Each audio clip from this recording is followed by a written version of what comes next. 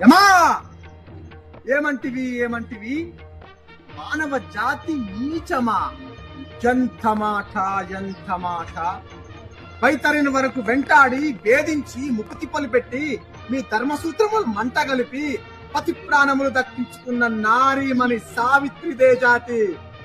మానవ జాతి తన భక్తితో సాక్షాత్ పరమశివునే ప్రత్యక్షం గావించి మీ పాశములు సైతం గడ్డిపోచగా నుంచి ప్రాణహరులను మిమ్ములనే ప్రాణభయంతో పరుగులెత్తించిన పసివాడు మార్కండేయుడిదే జాతి, మా నవ జాతి. నీచమన్న మా జాతి మూలమున ఏనాడో అప్రతిష్ట మూట కట్టుకున్న మీరు నేడు జాతి జాతి అని మమ్ము అవహేళన చేయుటయా? ఎంత వివేకం, ఎంత జ్ఞానం, ఎంత సంస్కారం! నేటి నుంచి దేవుడు అదుగుడు నరుడదముడు అన్న కించభావాన్ని కూకటి వేలతో సైతం పెక్కిలించి వేసదా?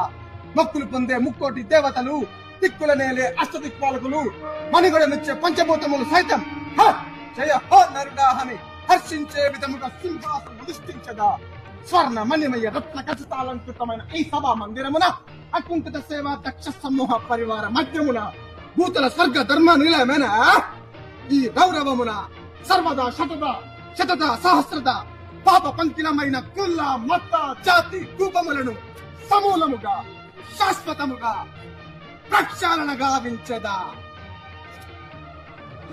Any doubts?